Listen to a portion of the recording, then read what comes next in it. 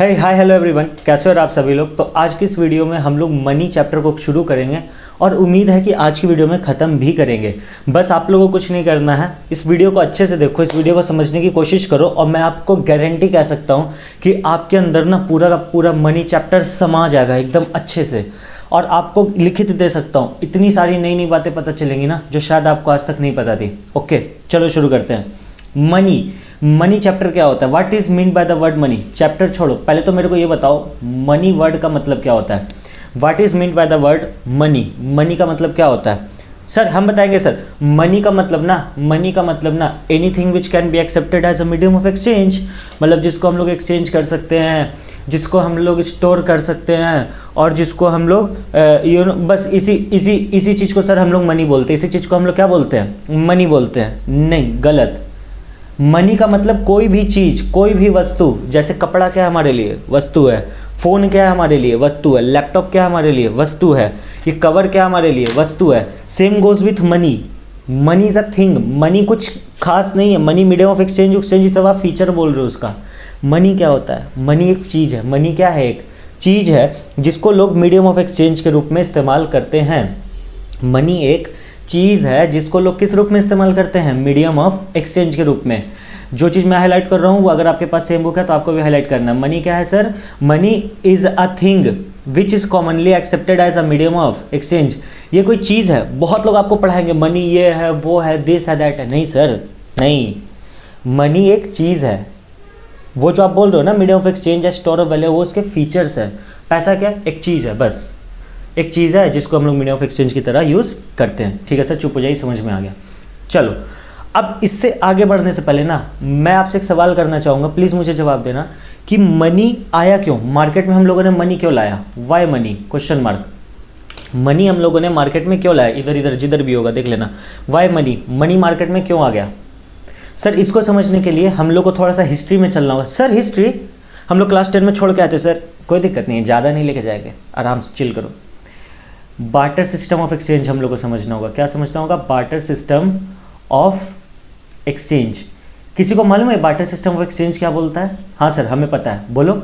Barter system of exchange का मतलब होता है कि जहाँ पर आप कमोडिटी के बदले कमोडिटी को किसी कमोडिटी के लिए एक्सचेंज करोगे। मतलब C2C इकोनॉमी को हम क्या बोलेंगे, barter system of exchange. C2C economy को हम क्या बोलने वाले हैं, barter system of exchange. Sir और थोड़ा सा इन डेप्थ ले जा सकते हैं, बिल्कुल।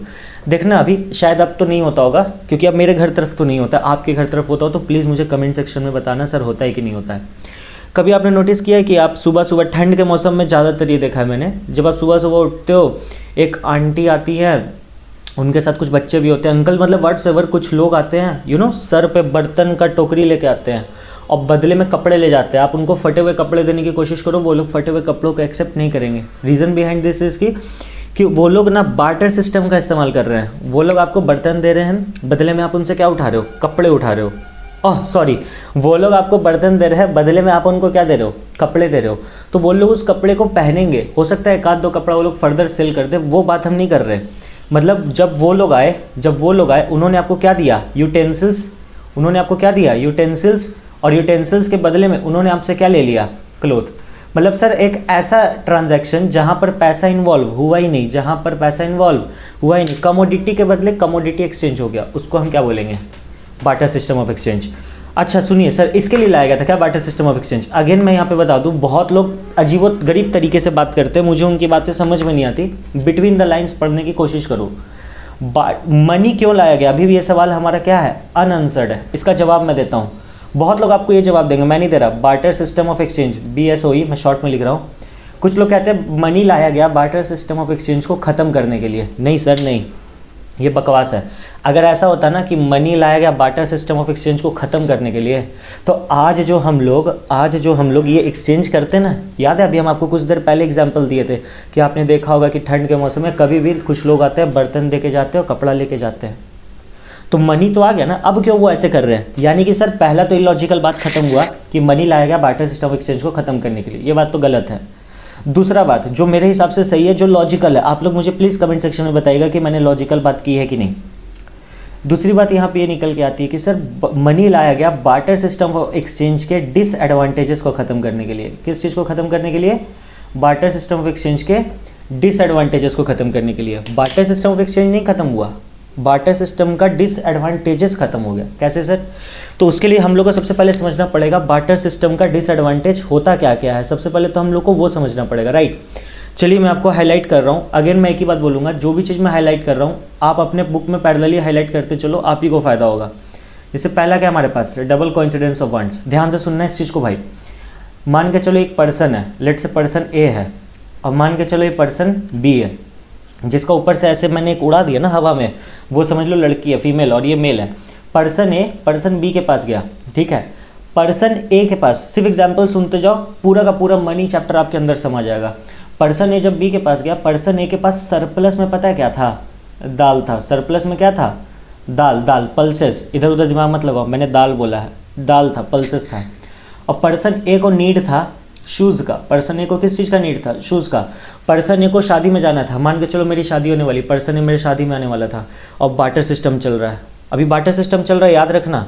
बार्टर सिस्टम में पहला पॉइंट मैं आपको बता रहा हूँ, double coincidence of wants. Late से अभी तक मनी का इन्वॉल्वमेंट आया नहीं, लोग मनी को जानते ही नहीं है। तो पर्सन ए के पास दाल था, लेकिन उसको शादी में जाना था, शूज़ नहीं था, तो पर्सन ए निकला शूज़ खोजने के लिए। मतलब देखो कितना मज़ा आएगा। पर्सन बी के पास सरप्लस में शूज़ था, चलो बता देता हूँ, ढप्पा करूँगा लास्ट में। तो सरप्लस में क्या था? शूज़। और पर्सन बी का नीड क्या था? सर दाल। बताओ, प्रैक्टिकली बताना, अपने दिल पे हाथ रख के, ऐसे रख के पूछना अपने आप से, क्या ये तुमको सच में लगता है इतना ईजी है? मतलब हम अपने घर से बाहर निकले और हमको ना शूज़ दाल देना था और शूज़ लेना था, हम घर से बाहर निकले और हमको ऐसा पर्सन मिल गया जिसको दाल देना है और जिसको दाल चाहिए और जिसके पास शूज़ सरप्लस। ऐसा पॉसिबल है क्या? नहीं सर, बहुत खोजना पड़ता था। मतलब मेरा वांट और सामने वाला का वांट मिल जाए, कोइंसिडेंस हो जाए, ऐसा बहुत मुश्किल था। डबल कोइंसिडेंस ऑफ वांट्स नहीं हो पाता था। सर यहाँ हो तो गया ना सर? अरे हो गया, क्योंकि मेरा एग्जाम्पल था। मान के चलो एग्जाम्पल को हम थोड़ा सा घुमा देते हैं। ये जो शूज़ है, पर्सन ए को चाहिए था मेल वाला शूज़, मतलब लड़कों वाला, और ये मैडम के पास लड़कियों वाला शूज़ है, फीमेल वाला शूज़ है। अब हो गया ना धप्पा। अब कैसे जाएगा? तो sir double coincidence of wants का मतलब होता है कि जो आपको चाहिए सामने वाले के पास होना चाहिए, और जो सामने वाले को चाहिए वो आपके पास होना चाहिए। डिस्क्लेमर, मैं यहाँ दाल और शूज़ की बात कर रहा हूँ, काइंडली अपना दिमाग मत लगाएं। जो आपको चाहिए वो सामने वाले पास होना चाहिए, शूज़, और जो सामने वाले को चाहिए वो आपके पास होना चाहिए, दाल, पल्सेस। हाँ, मेल फीमेल भी खास ख्याल रखेंगे। पता चला उसके पास जो शूज़ है वो लड़कियों वाला है, तो लड़का थोड़े पहन के जाएगा। ठीक है सर, चुप हो जाइए, समझ में आ गया। मतलब जो आपको चाहिए और जो सामने वाले को चाहिए, इन दोनों को एक जैसा आदमी मिल जाए, ये खोजना बहुत मुश्किल होता था। सबसे बड़ा ड्रॉबैक है बार्टर सिस्टम का। सर दूसरा ड्रॉबैक क्या है सर बार्टर सिस्टम का? दूसरा वाला ड्रॉबैक अभी बता रहे, देखो, lack of common unit of value. तो बहुत ईजी है। लाइक अभी हम तुमसे पूछ ले, ए बताओ जी, जो तुम कपड़ा पहनो कितने रुपए का है? कोई बोलेगा 500 का, कोई बोलेगा 1000 का, कोई बोलेगा 200 का, कोई बोलेगा कुछ है। क्यों? क्योंकि तुम्हारे पास कॉमन यूनिट है, तुम पता लगा सकते हैं। जिस फ़ोन में, जिस लैपटॉप, जिस टीवी में तुम ये वीडियो देख रहा है कितने का है? कोई बोलेगा 10,000 का, कोई बोलेगा 1 लाख का, कोई बोलेगा कुछ है, कोई बोलेगा कुछ है। Reason, you have the common unit of value ना। मान के चलो बार्टर सिस्टम चल रहा है, कितने का है? हाँ, एगो ना हम बकरी दिए थे, उसके बदले में हमको फ़ोन मिला, तो एक बकरी के बराबर हुआ फ़ोन, तो ये ठीक है। कहने का मतलब कि यहाँ पर आप कॉमन यूनिट नहीं पता कर सकते हो कि कॉमन यूनिट ऑफ वैल्यू कितना है। क्यों? क्योंकि वहाँ पे मनी है ही नहीं। हम लोग अगेन बता रहे हैं, हम बार्टर सिस्टम का ड्रॉबैक्स पढ़ रहे हैं, जब मनी नहीं है तब। तीसरा, डिफिकल्टी ऑफ फ्यूचर पेमेंट और कॉन्ट्रैक्चुअल पेमेंट। आप फ्यूचर में पेमेंट नहीं कर सकते हो, कॉन्ट्रैक्चुअल पेमेंट नहीं कर सकते हो। Sir future payment, contractual payment क्या होता है? देखो, कुछ लोग जो है गाड़ी, घर, टीवी, फ़ोन, आजकल फ़ोन्स भी लोग ईएमआई पे खरीदने लगे। एक बार फ़ोन खरीद लिए, पेमेंट कर रहे हैं धीरे धीरे, Aahista Aahista. Future payment, contractual payment. Barter system चल रहा है तो कैसे पेमेंट करोगे? पहले को बकरी का टांग दोगे, फिर दूसरा टांग दोगे, फिर कुछ करोगे, फिर कुछ करोगे, ऐसे करोगे क्या? नहीं सर, बकवास नहीं। हाँ, तो इसलिए तो कह रहे हैं ऐसे होगा क्या? मतलब तुम बोलोगे कि ठीक है आज को शूज़ पहन के चल जाओ शादी में, दूसरा शूज़ आके कल ले जाना, ऐसा नहीं होता है सर, ऐसा नहीं होता है। तो डिफ़िकल्टी होता है फ्यूचर पेमेंट करने में। ठीक है सर, समझ गए। चौथा क्या है सर? Difficulty of storage. आप ना बार्टर सिस्टम के टाइम पे चीज़ों को स्टोर करके नहीं रख सकते हो, हमेशा याद रखना। बार्टर सिस्टम के टाइम पे हम लोग चीज़ों को स्टोर करके नहीं रख सकते हैं। तो ये कुछ ये क्या कहते हैं, डिफ़िकल्टीज़ या ड्रॉबैक्स थी बार्टर सिस्टम की। पहला drawback sir double coincidence of wants. दूसरा ड्रॉबैक सर ये वो ट्रांसफ़र ऑफ वैल्यू या फिर स्टोरेज ऑफ वैल्यू नहीं रख सकते। तीसरा ड्रॉबैक सर डिफ़िकल्टी होता था फ्यूचर पेमेंट करने में। और last drawback sir common unit नहीं पता चलता था। तो लेकिन मनी के आने से सारा का सारा प्रॉब्लम क्या हो गया, हमारा सॉल्व आउट हो गया। कैसे? चलो मैं आपको बताता हूँ। देखो, मनी डबल कोइंसिडेंस को कैसे ख़त्म किया? हम दुकान में गए मैगी का पैकेट खरीदने, बदले में हम उसको पैसा दे दिए, हो गया ख़त्म, डबल कंसिडरेशन ऑफ वांट्स ख़त्म। सर इसी एग्जांपल में समझाइए ना, ए और बी के एग्जांपल में। ए गया बी के पास लेने के लिए, शूज़ का बात कर रहे हैं हम, ए गया बी के पास शूज़ लेने के लिए, अब बदले में क्या दे दिया, रुपीज़, पैसा दे दिया। तो डबल कंसिडरेशन ऑफ वांट्स चाहिए क्या मेरे को? तुम मेरे को जूता दी, हम तुमको पैसा दे दिए, बात ख़त्म। और मान के चलो फिर बी कभी आई होगी ए के पास हिसाब छुट्टा करने के लिए, तो लेट से बी आई ए से दाल खरीदने के लिए, बी ने दाल खरीद लिया ए से और ए ने बदले में क्या ले लिया, पैसा ले लिया। डबल कंसिडरेशन ऑफ वांट्स का जरूरत ही नहीं है सर। ठीक है सर, चुप हो जाइए, बहुत अच्छे से समझ में आ गया सर, मक्खन एकदम मक्खन। चलो देखो तो बता देते हैं। Double consideration of wants, double consideration of wants implies that at the point of time that two individuals are in the possession of the goods which they are willing to exchange for the satisfaction of their wants। आपके पास वो है जो मुझे चाहिए, मेरे पास वो है जो आपको चाहिए। ये बहुत कम होता है, ये बहुत कम होता है बार्टर सिस्टम में ऐसा इंसान मिलना। ठीक है सर, समझ में आ गया। चलो चलो चलो, माउस क्या हो गया, लैपटॉप स्लो है। चलो अभी तक हम लोगों ने क्या क्या बात किया, मनी पे बात कर लिया। मनी क्या होता है सर? मनी कोई भी चीज़ है, मनी क्या है, कोई भी चीज़ है, मनी कोई भी चीज़ है जिसको लोग कॉमनली एक्सेप्ट करते हैं मीडियम ऑफ एक्सचेंज के लिए। दूसरा सर, हम लोगों ने पता किया कि मनी आया क्यों, क्योंकि ना पहले बार्टर सिस्टम चलता था, उसका बहुत मुश्किल हुआ करता था। उन मुश्किलों को सॉल्व आउट करने के लिए क्या लाया गया, मनी लाया गया। ठीक है सर, बहुत मेहनत लगता है यार, बहुत मेहनत लगता है आप लोगों को पढ़ाने में। एक लाइक करके जाना यार, इतना समझ में आता है तो सिर्फ एक लाइक, आपका क्या जाएगा, आपको तो बस एक लाइक बटन दबा देना, बस वो दबा देना मेरे लिए।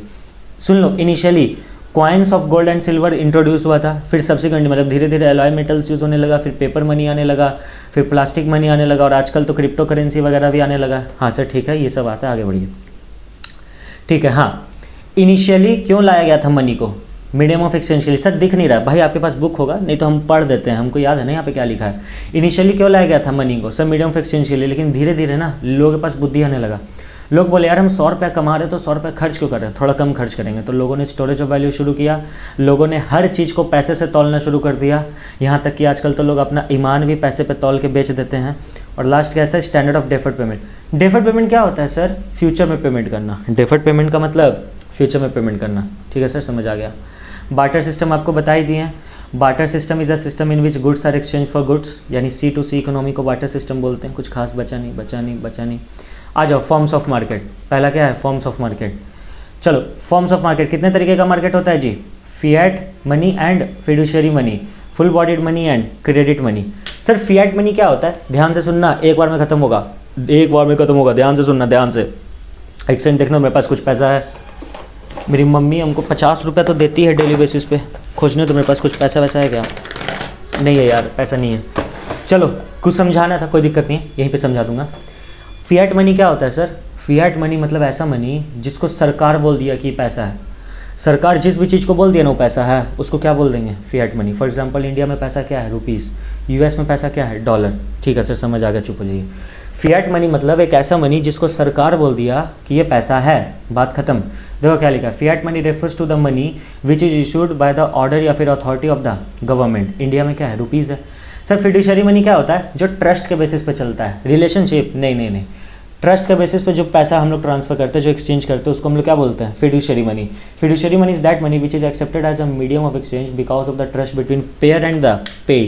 पेयर कौन होता है सर, जो पैसा पे कर रहा है। पे कौन होता है सर, जो माल दे रहा है। फिर से, पेयर जो पैसा पे कर रहा है, पे जो माल दे रहा है। ठीक है सर, चलिए आगे बढ़िए। फिड्यूशियरी मनी बता रहे हैं कि फिड्यूशियरी मनी जो होता है वो एक्सचेंज होता है पेयर और पे के बीच में, ट्रस्ट के बेसिस पे। और ज़्यादातर इस पर एक एग्जांपल निकल के आता है चेक।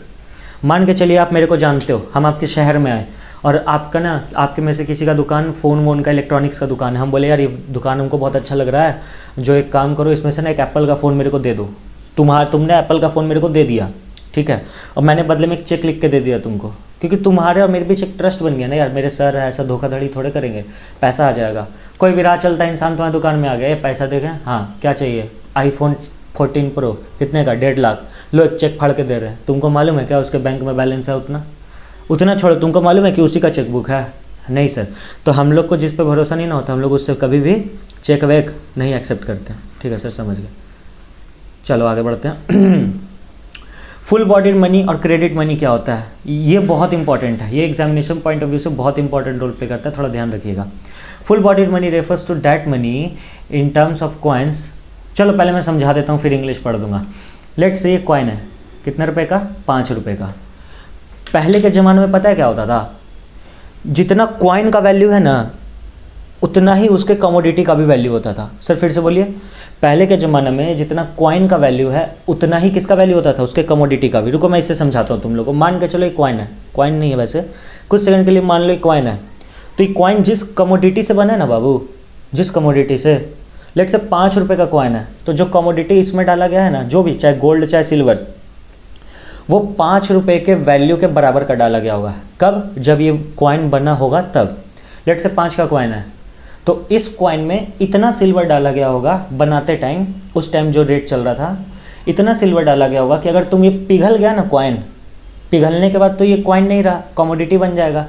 अभी कॉइन है, पिघलने के बाद ये कॉइन रहेगा क्या? नहीं सर, कॉइन नहीं रहेगा, ये सिल्वर का रूप धर लेगा। तो जो सिल्वर का रूप पकड़ लेगा ना, जब तुम मार्केट में इसको बेचने निकलेगा सिल्वर को, तो तुमको 5 रुपया मिल जाएगा बनने के टाइम पे। जैसे लेट से मान के चलो 1900 समथिंग में एक कॉइन बना था 5 का सिल्वर का। अभी भी आपके घर में दिवाली में लोग सिल्वर कॉइन्स खरीदते होंगे 1 रुपये का, 2 रुपये का।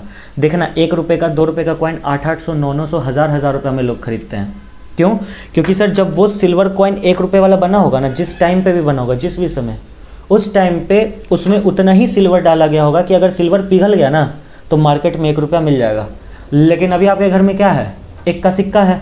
सर इस 1 का सिक्का को बेचने निकलेंगे ना तो 800, 900 रुपये मिलेगा। हाँ, क्यों? क्योंकि अभी सिल्वर का रेट इन्फ्लेशन के कारण क्या हो गया? बढ़ गया। तो फुल बॉडीड मतलब एक ऐसा मनी जिसका कमोडिटी वैल्यू और मनी वैल्यू क्या रहेगा? सेम। जैसे 5 का सिक्का है, अभी इसका वैल्यू कितना है? 5 रुपये। लेट से सिक्का पिघल गया, पिघल के कुछ ऐसा शेप में आ गया, इसमें सिल्वर डाला हुआ था, तो जब ये सिल्वर बना होगा उस टाइम पे इसका वैल्यू कितना होगा? 5 रुपया। ठीक है सर, समझ गए, चुप हो जाइए। लेकिन अभी सिल्वर का वैल्यू क्या हो चुका है? 800, 900, 1000, 10,000, पता नहीं कितना हो चुका है, जो भी हो चुका है। तो अब देखो, आप लोग में से बहुत लोग बुद्धि लगा रहे होगे, अरे वाह वाह वाह, एक काम करते हैं, घरे जितना सिल्वर रखा हुआ है ना, सारा पिघला के सिल्वर का जितना सिक्का पिघला के सिल्वर के रूप में बेच देते हैं। नहीं गांजा, वो जो तुम 1 का सिक्का खरीदा 800, 900 में ही खरीदा, तो बेचने के बाद भी तुमको 800, 900 ही मिलेगा। तो सर ये आजकल के सिक्का में क्यों नहीं चलता है? इसलिए कह रहे थे मेरे पास सिक्का होना चाहिए था। अभी हम दिखाते हैं। आजकल का जो सिक्का बनता है ना, वो एलॉय मेटल से बनता है। किस मेटल से बनता है? एलॉय मेटल से। सिल्वर गोल्ड से नहीं बनता है, क्योंकि सरकार को पता है कि लोग बेटा बड़ी तेज है, हम इसमें सिल्वर गोल्ड डालेंगे, ये लोग पिघला उला के रख लेगा और जब वैल्यू बढ़ेगा तो बेच देगा, फिर ऐसे मार्केट में पैसा का बहुत तंगी हो जाएगा। ठीक है सर, उसको कहते हैं क्रेडिट मनी। आओ देख लो, A rupee coin during the British period was made of silver. Commodity value of the coin is equal to its money value at the time of issuing के टाइम पे बस। और the market value of silver content the coin was equal to ₹1। Credit money क्या होता है sir? जो आजकल हम लोग यूज़ करते हैं। आज मेरे पास 10 का सिक्का, उसको तुम पिघला दो या तोड़ दो, मार्केट में ले जाओ, बोलो तुम 10 रुपये का OS खरीदो, बोलो लो ले 10 रुपया, पिघला हुआ वो दे दो एलॉय मेटल, 2 थप मारेगा उन लोग, बोलेगा ही क्या दे रहा है, गांजा फूक के आया है। तो वही देखो लिखा हुआ है, credit money refers to that money which the money value is more than the commodity value. मतलब जब वो 10 का सिक्का है आज के ज़माने में, वो 10 का सिक्का ही रहेगा, तुम पिघलाएगा ना तो 10 पैसा भी नहीं मिलेगा तुमको। समझ में आता है? हाँ सर जी, समझ में आता है। सर ऐसा क्यों किया सरकार? क्योंकि सरकार बड़ी तेज है। अदरवाइज देखो यहाँ लिखा हुआ है, otherwise people would have melted the coins and sold the metal 1 रुपये से ज़्यादा पे। 1 का सिक्का में ना 10 रुपये के बराबर का सिल्वर डाल दिया, तो हम लोग गांजा थोड़े लिए, हम लोग सिक्का पिघलाएंगे और 10 रुपये का सिल्वर बेच देंगे। 1 का 10, 1 का 10, 1 का 10 हो जाएगा। ठीक है सर, समझ में आ गया। सप्लाई ऑफ मनी क्या होता है?